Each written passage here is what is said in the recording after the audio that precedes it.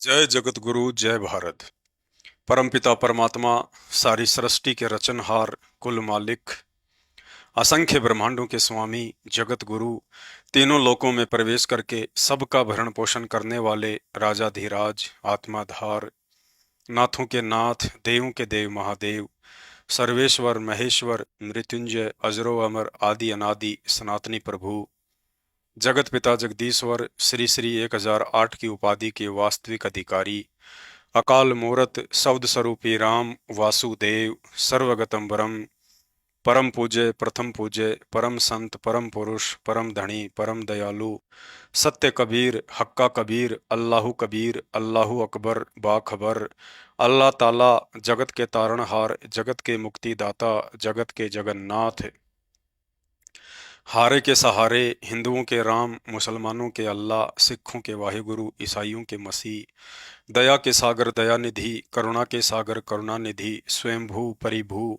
संकट मोचन, कष्ट हरण, मंगल करण, दुख भंजन, अविगत कबीर, निर्विकार निर्विषम परमात्मा, अलय अलेख सतगुरु, आदि अनादि सतगुरु, असली मर्यादा पुरुषोत्तम, असली राम, असली कृष्ण, असली घनश्याम, असली मुरारी, राजाओं के राजा, महाराजाओं के महाराजा, शहंशाहों के शहंशाह, सम्राटों के सम्राट, भगवानों के भगवान, अल्लाहों के अल्लाह, प्रभुओं के प्रभु, मसीहाओं के मसीह, सच्चे वाहिगुरु, बाबाओं के बाबा, पीरों के पीर, सर्वगुण संपन्न, अनंत कोटि कलाओं के स्वामी, अनंत कोटि ब्रह्मांडों के नायक, योगियों में महायोगी, ध्यानियों में महाध्यानी, सिद्धों में परम सिद्ध, ज्ञानियों में तत्वज्ञानी, ब्रह्म ज्ञानी, महाज्ञानी, ब्रह्म ज्ञानी, युवा कबीर, समरथ कबीर, असमवात, अमित ओझा, सच्चे रहनुमा, करीम अल्लाह, सुभान अल्लाह, दुनिया के अंतिम पैगंबर, 8 सितंबर 1951 से गांव धनाना, जिला सोनीपत, हरियाणा, भारतवर्ष की पावन भूमि पे प्रकट रियल कल की भगवान संत श्रोमणी सतगुरु रामपाल जी परमेश्वर जी के चरण कमल में देश विदेश से साध संगति से जुड़े हुए सभी भाई बहनों का अनंत कोटि दंडवत प्रणाम। शंका। उपदेश प्राप्त करने के बाद अनजाने या मजबूरी में कोई मर्यादा खंड हो जाती है तो क्या करें? परम पूज्य सतगुरु रामपाल जी भगवान कहते हैं, लोक लाज मर्याद जगत की तिणके ज्यों तोड़ बगावे, जब कोई राम भगत गति पावे। भक्ति को सफल करके पूर्ण मोक्ष प्राप्ति के लिए भगत का मर्यादा में रहना अति आवश्यक है। उपदेश लेने के बाद जानबूझकर मर्यादा खंडित नहीं करनी है। यदि अनजाने या अज्ञानता में कोई नियम खंड हो भी जाता है तो ऐसी स्थिति में परमात्मा भगत पर विशेष आपत्ति नहीं आने देता है। लेकिन जैसे ही गलती का एहसास हो जाए तो गुरुदेव को दंडवत प्रणाम करके उस अनजाने की गलती की भी क्षमा याचना अवश्य करनी चाहिए।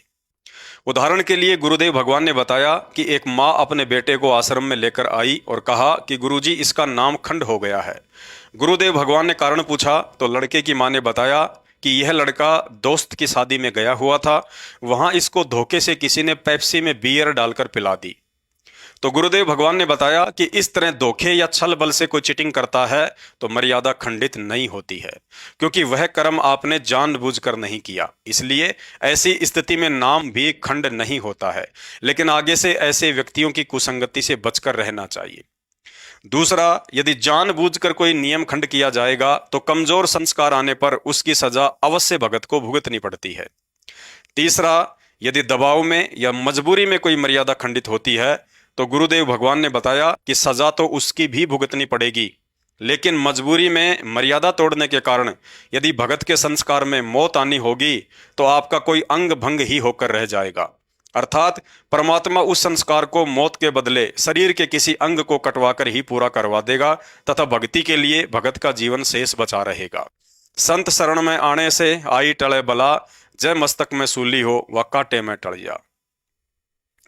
इसके अलावा यदि भगत पूर्णतया मर्यादा में है और प्रारब्धवश मौत आनी है तो समर्थ सतगुरुदेव भगवान उस मौत को टालकर अपने भगत का नया प्रारब्ध लिख देता है। मासा घटे ना तिल बदे विदाता लिखे जो लेख, सच्चा सतगुरु मेट कर ऊपर मार दे मेघ। अतः कोशिश करें, यदि ज्ञान समझ में आने के बाद भक्ति करने की ठानी है तो उसे मर्यादा में रहकर पूरी शिद्दत के साथ ही करें। शंका। उपदेशी माता बहन अपने पति या परिवार के अत्यधिक दबाव के कारण मजबूरीवश देवी देवताओं की पूजा में सहयोग दे सकती है या नहीं? गुरुदेव भगवान कहते हैं, माई मसाणी सेड शीतला भैरव भूत हनुमंत, परमात्मा उनसे दूर है जो इनको पूजंत। 100 वर्ष सतगुरु की पूजा, एक दिन आन उपासी, वो अपराधी आत्मा फिर पड़े काल की फांसी। सतगुरु से उपदेश प्राप्त करने के बाद आन उपासना अर्थात किसी भी देवी देवता, साधु संत महात्मा या परंपरागत पूजा पाठ में हिस्सा लेना या सहयोग करना भगत के लिए सबसे बड़ी गलती होगी। जिस प्रकार जहर को चाहे जानबूझकर खा लें या दबाव में आकर खा लें, जहर अपना असर करता ही करता है। इसी प्रकार आन उपासना को चाहे जानबूझकर करें या किसी के दबाव में आकर करें, मर्यादा खंडित होगी ही होगी। अतः भक्ति सफल करने के लिए ज्ञान आधार से संघर्ष करते हुए हर कीमत पर मर्यादा को टूटने से बचाना चाहिए। गुरुदेव भगवान ने बताया कि 3 प्रकार से मर्यादा खंडित होती है। पहला, सब कुछ पता होने के बावजूद भी जानबूझकर मर्यादा तोड़ना, जिसकी सजा कमजोर संस्कार आने पर भगत को अवश्य भुगतनी पड़ती है। उस समय सतगुरु अपनी तरफ से कोई भी सहायता भगत की नहीं करता है। जैसा भी उसका संस्कार है वैसा ही सुख या दुख भोगना ही पड़ता है। दूसरा, अनजाने या धोखे से मर्यादा का टूटना, जिसकी सजा भगत को नहीं भुगतनी पड़ती है, परंतु गलती का पता चलते ही तुरंत गुरुदेव भगवान से क्षमा याचना अवश्य करनी चाहिए। उदाहरण के लिए, आपके साथ मजाक या धोखा करते हुए किसी ने शराब पिला दी या मांस खिला दिया, तो ऐसे में मर्यादा खंडित नहीं होती है, लेकिन पता चलते ही तुरंत ऐसे लोगों की कुसंगति को त्याग देना चाहिए और आगे से विशेष सावधानी भी बरतनी चाहिए। तीसरा, मजबूरी या दबाव में आकर मर्यादा तोड़ना। गुरुदेव भगवान ने बताया, यदि आपकी इच्छा के विरुद्ध दबाव डालकर कोई भक्ति विरुद्ध कर्म करवाया जाता है तो उसकी भी सजा मिलती है, लेकिन दबाव या मजबूरी वाली स्थिति में तोड़ी गई मर्यादा की सजा कुछ हल्की हो जाती है, परंतु भगत की यह कमजोरी भी सतगुरु को दुखी करती है। इसलिए भगत को चाहिए कि ज्ञान को आधार बनाकर अपने आत्म कल्याण के लिए बहन मीराबाई व भगत मंसूर की तरह अपने सतगुरु भगवान पर विश्वास रखकर उन परिस्थितियों का डटकर मुकाबला करेंगे तो भगत के साथ परमात्मा भी खड़ा हो जाता है। यदि संघर्ष से पहले ही घुटने टेक कर हार मान लेंगे तो ऐसी कायर आत्माओं का सतगुरु भी साथ नहीं देता। भाइयों और बहनों, सत्संग सुनकर थोड़ा सा विचार अवश्य करना होगा। हमसे भक्ति करवाकर सतलोक ले जाने के लिए गुरुदेव भगवान का कोई स्वार्थ नहीं है। कोई ये सोचे कि सतलोक में परमात्मा ने बहुत बड़ी कोई फैक्ट्री खोल रखी होगी और वहां की लेबर ने हड़ताल कर रखी होगी, इसलिए परमात्मा हमसे मजदूरी करवाने के लिए यहां से लेकर जाना चाहते हैं। ऐसा बिल्कुल भी नहीं है। ये तो हम नीच आत्माओं का कोई पुरबला भाग्य उदय हुआ है, जो सतलोक के राजा सतगुरु रामपाल जी भगवान हम पर प्रसन्न होकर समस्त गलतियों को नज़रअंदाज करके इस नरक से बाहर निकालने के लिए स्वयं ही चल कर आए हैं। अन्यथा स्वयं परमात्मा की वाणी है, शीश उपाड़े भूमि धरे और ऊपर राखे पांव, कबीर का घर शिखर में, तेरी गरज पड़े तो आओ। अर्थात उस दुर्लभ लोक सतलोक में जाने के लिए तो यदि करोड़ों बार हाथों से अपना शीश काटकर भी सतगुरु के चरणों में भेंट चढ़ाओ तो भी उन्हें प्रसन्न नहीं किया जा सकता है। लेकिन आज हमारी सोच से भी परे इतने सस्ते में भगवान प्रसन्न होकर सतलोक से चलकर और उल्टा स्वयं ही सतलोक चलने के लिए हमसे प्रार्थना कर रहा है। भाई और बहनों, ये कोई योग या संयोग नहीं, बल्कि अति दुर्लभ से दुर्लभ महायोग है, जिसे सतगुरु ने स्वयं ही पैदा किया है। अन्यथा जो भयंकर गलतियां करके परमात्मा की नजरों से नीचे गिरकर काल के साथ साथ इस 21 ब्रह्मांड रूपी जेल में गिरकर युगों युगों से हम महाकष्ट भोग रहे हैं, उन गलतियों की क्षमा याचना यहाँ हमारी किसी भी क्रिया से संभव नहीं है। अर्थात आज परमात्मा का मिल जाना हमारी कोई समझदारी या योग्यता नहीं, बल्कि यह तो उनकी स्वयं की ही कोई मौज है। और यदि उनकी इस मौज का आज हमने पूरी शिद्दत के साथ फायदा नहीं उठाया तो हमसे बड़ा निर्भागी प्राणी जहान में कोई दूसरा नहीं होगा। फिर तो महावीर स्वामी की तरह करोड़ों करोड़ों जन्म गधे, कुत्ते, सुअर, बिल्ली, हाथी और फिर नरक महानरक का कष्ट अलग, अर्थात एक बार 84 में जाने के बाद ना तो हम किसी की बात समझने के लायक रहेंगे और ना ही कोई समझाने के लायक होगा। परमात्मा कहते हैं, समझा है तो सिर धर पांव, बहुर नहीं रे ऐसा दाव। तोड़ डालो सारे बंधन, काहे की मजबूरी और काहे का दबाव। अगर जरा सी भी हिम्मत करके ज्ञान आधार से पति, पिता, सास, ससुर, समाज का सामना करेंगे तो गुरुदेव कहते हैं, जैतू चाले एक कदम मैं चालूं कदम 60, जैतू हो जा काठ का तो मैं बन जाऊं लोहे की लाठ। कहने का मतलब है, फिर हिम्मत करने वाले भगत से परमात्मा बिल्कुल भी दूर नहीं है। ज्यादा से ज्यादा काल हमें माता पिता, पति या सास ससुर के माध्यम से डराएगा कि हमारी बात नहीं मानी और ये भक्ति नहीं छोड़ी तो जायदाद में हिस्सा नहीं मिलेगा, मकान में हिस्सा नहीं मिलेगा, जा निकल जा मेरे घर से, देखता हूं तेरा बाबा रामपाल क्या करता है तेरे लिए। अगर उस परीक्षा के समय में दृढ़ होकर भगत या भगतमती उन काल प्रेरित लोगों से हार नहीं मानता है और यही कहता है कि भाई घर छूटो या जग रूठो, चाहे रूठो ये संसारा हो, कौन सुनेगा फिर मेरी काल नगर में जब गुरु रूठ गया मेरा हो। फिर देखना बाबा रामपाल के कमाल, अपनी ऐसी दृढ़ आत्माओं की वो ऐसी व्यवस्था कर देगा कि यहाँ का राजा भी अपने रिश्तेदार की नहीं कर सकता। गुरुदेव कहते हैं, कबीर कहे मेरे भगत को दुख ना दीजियो कोई, मेरा भगत दुखी तो मैं दुखी, मेरा आपा भी दुखी होए। हम ही हिरणाकुश का पेट फाड़ा, हम ही मारा कंस, जय कोई सतावे मेरे भगत को तो उसका खोद्यूं वंश। भाई और बहनों, परमात्मा आज भी वही है, उतना ही समर्थ और शक्तिशाली है जितना कि सतयुग, त्रेता और द्वापर में था। भगवान तो इंतजार कर रहा है कि मैं फिर से वही सब लीलाएं करूं, लेकिन उन सब लीलाओं को दोहराने के लिए आज भगवान को प्रहलाद जैसा दृढ़ विश्वासी कोई भगत नहीं मिल रहा है। उन सब लीलाओं को दोहराने के लिए भगवान को मीराबाई जैसा संघर्ष करने वाली कोई बहन बेटी दिखाई नहीं दे रही है। उन सब लीलाओं को दोहराने के लिए भगवान को नरसी और इब्राहिम सुल्तान जैसा कोई त्यागी और वैरागी भगत दिखाई नहीं दे रहा है।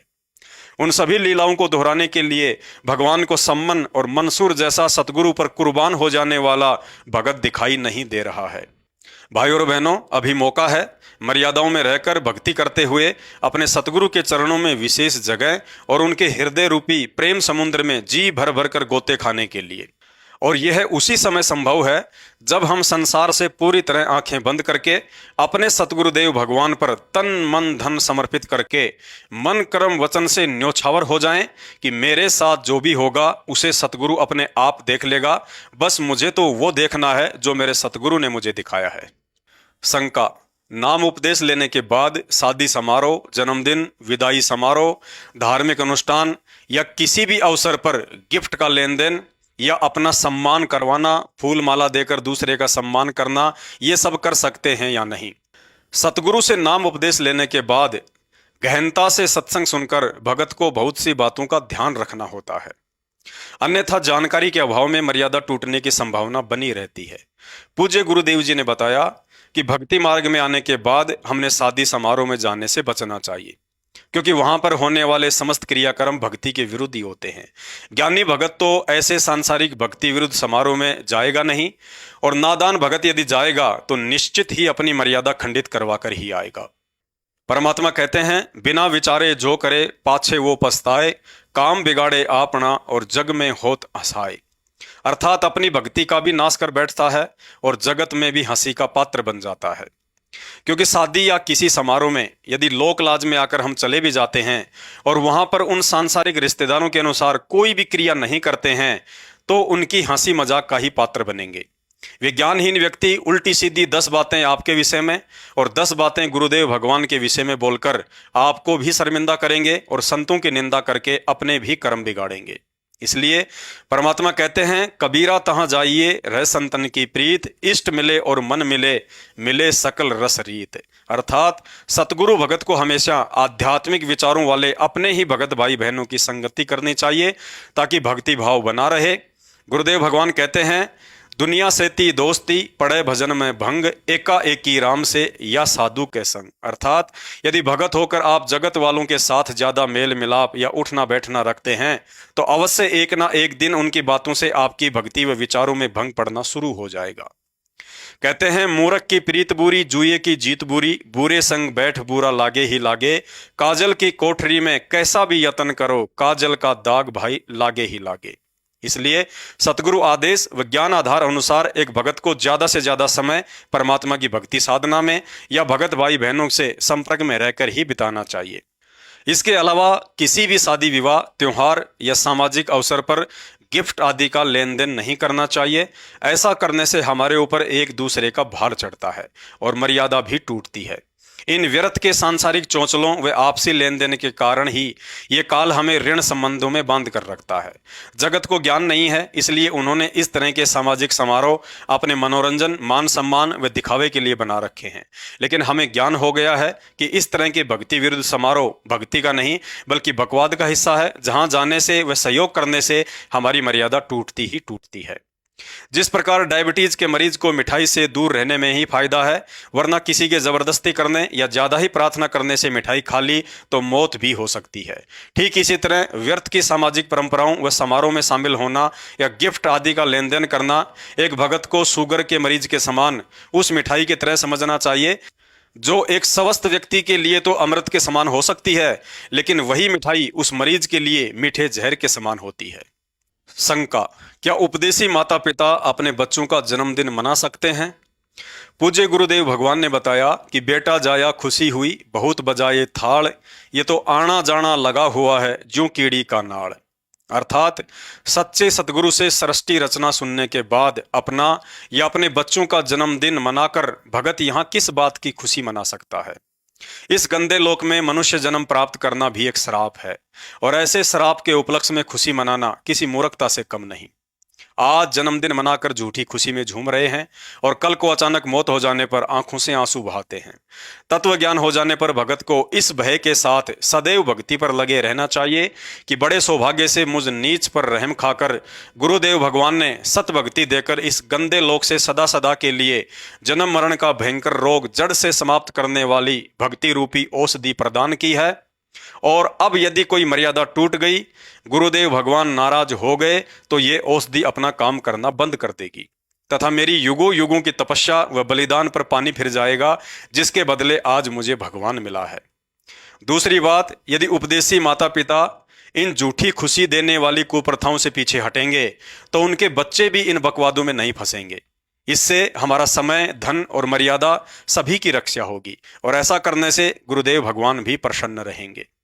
शंका, उपदेशी भगत स्कूल, कॉलेज, शादी विवाह या किसी भी सामाजिक या राजनीतिक समारोह में फूल माला देकर किसी का सम्मान या स्वयं का सम्मान करवा सकता है या नहीं?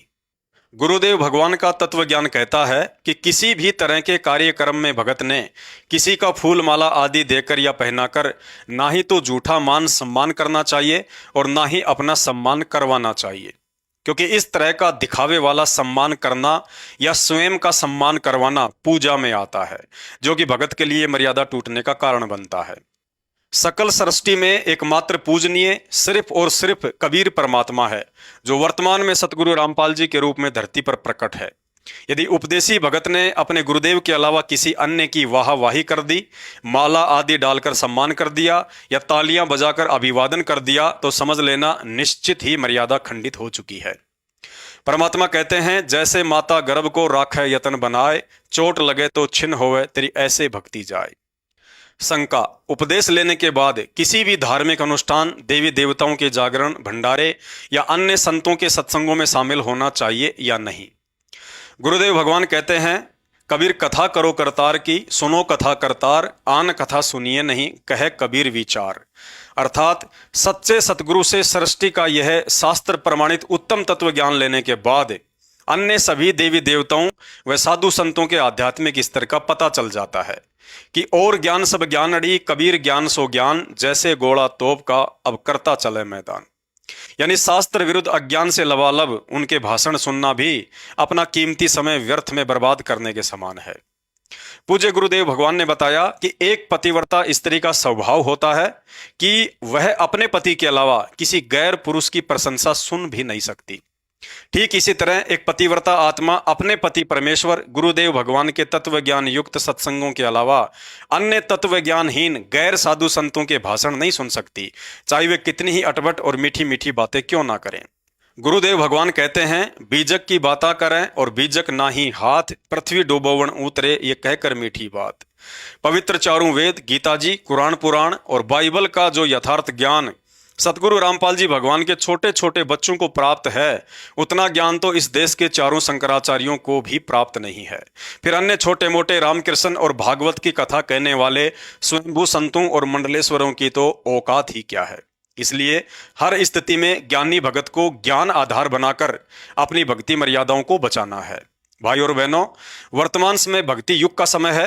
परमात्मा स्वयं धरती पर प्रकट हैं और उनके सामने सभी संत महात्माओं की सिद्धि विद्धि काम करना बंद कर दिया करती है। जैसे सूर्य के सामने चांद सितारों की रोशनी फीकी पड़ जाया करती है, परंतु फिर भी काल प्रेरणा से या गुरुदेव भगवान के द्वारा हमारी परीक्षा के मकसद से यदि काल के साधु संतों द्वारा कोई भी चमत्कार या सिद्धि विद्धि देखने को मिल जाए या सोशल मीडिया पर ऐसे कोई वीडियो वायरल होने लग जाएं जिसमें वह व्यक्ति मुर्दे को भी जिंदा कर देता है, किसी लूले लंगड़े को अपनी वचन शक्ति से ठीक कर देता है, किसी रोगी को स्वस्थ कर देता है, जमीन से 2-2.5 फुट ऊपर बैठकर तपस्या करने लगता है, नदी या तालाब के जल पर चलने लगता है, 2-4 दिन की साधना से आसमान से बारिश करवा देता है, अचानक से सैकड़ों व्यक्तियों के बीच से अंतर्ध्यान हो जाता है, आपकी जेब में या घर में किस जगह क्या सामान रखा है ये बता देता है, आपके रिश्तेदारों के नाम बता देता है, आपके मन की बात अर्थात मन में उठने वाले विचारों को बता देता है। तो इन छोटे मोटे काल चमत्कारों को देखकर भी ज्ञान आधार से हमने अपने मन में रत्ती भर भी शंका या दोष पैदा नहीं करना है और ना ही उन काल पुजारियों पर आसक्त होना है। काल पुजारियों को तो छोड़ो, खुद इस काल के पास भी इतनी सिद्धियां नहीं हैं जितनी सिद्धियां मात्र सतनाम के 2-4 वर्ष के सुमरण से आप और हम भक्तों में आ चुकी हैं। परंतु परमात्मा हमें एहसास नहीं होने देता है और ना ही उन सिद्धियों को प्रयोग करने की इजाजत और विधि बताता है, अन्यथा हमारा सतलोक प्राप्ति का कार्य अधूरा ही रह जाएगा। और यदि किसी कारण से इस जन्म में भक्ति करते करते भी मर्यादा आदि टूट जाने से सतलोक नहीं जा पाए, तो आज सतनाम और सारनाम के सुमरण से जो सिद्धियां हमारे अंदर प्रकट हो चुकी हैं, इन्हीं सिद्धियों का काल जमकर दुरुपयोग भी करवाएगा। फिर अगले जन्मों में काल हमें अगत से ऋषि बनाएगा। आज इस सतनाम के सुमरण से जमा भक्ति की शक्ति से फिर हम एक ही घूंट में 7 समुद्रों का पानी पीकर दुनिया में वाहवाही के पात्र बन जाएंगे और फिर पूंजी समाप्त होते ही अगले जन्म में कुत्ता और सूअर बनकर लैट्रिन कैसे खाया जाता है वो सिद्धि भी दुनिया को दिखाएंगे। फिर ये काल हमें गोरखनाथ बनाएगा, मच्छंद्रनाथ जैसे मुर्दों को जिंदा करवाकर दुनिया में वाहवाही का पात्र बनाएगा और फिर किसी जन्म में गधा बनाकर कुम्हार के लठ भी खिलाएगा। फिर ये काल हमें चुनक ऋषि, दुर्वासा ऋषि, वशिष्ठ ऋषि और कपिल ऋषि भी बनाएगा, हमारे से अनगणित पाप करवाएगा। फिर अगले जन्मों में उन पाप कर्मों की सजा कुत्ता बनाकर सिर में कीड़े डालकर महाकष्ट भी भुगताएगा। हम ही आत्माओं को 33 करोड़ देवी देवता, ब्रह्मा विष्णु महेश और धरती पर 24 अवतार बनाकर बंदर वाला डांस करवाएगा। कभी रावण से युद्ध करवाएगा तो कभी कंस के साथ झगड़ा करवाएगा। ना चैन से जीने देगा, ना ही आसानी से मरने देगा। नदी में डुबोकर त्रेता में मारेगा और जहरीला तीर मरवाकर द्वापर में मारेगा। इसलिए भाई बहनों, सतगुरुदेव भगवान से इतना स्पष्ट और अनमोल तत्व ज्ञान लेने के बाद अब हमने दुनिया की सिद्धि विद्धि और चमत्कारों की ओर से आंखें बंद करके अपने गुरुदेव भगवान द्वारा बताई गई सहज भक्ति साधना को उनके बताए अनुसार मर्यादाओं में रहकर मन में रति भर भी दोष पैदा किए बिना आजीवन करते ही रहना है। समय आने पर यदि हमारे ऊपर कोई आपत्ति आनी होगी तो हमारा गुरु भगवान हमारी रक्षा के लिए ऐसी ऐसी सिद्धियों का प्रयोग करेगा जिन सिद्धियों की प्राप्ति के लिए काल भी तरसता है। इसलिए परमात्मा कहते हैं, कल पे कारण कौन है, तू कर सेवा निष्काम, मन इच्छा फल देऊंगा जब पड़ेगा गुरु से काम। अर्थात जब बॉडीगार्ड अपने हथियार के साथ मंत्री जी के साथ साथ चलता है तो मंत्री जी को हथियार रखने की जरूरत नहीं पड़ती है। समय आने पर बॉडीगार्ड सब कुछ संभाल लेता है।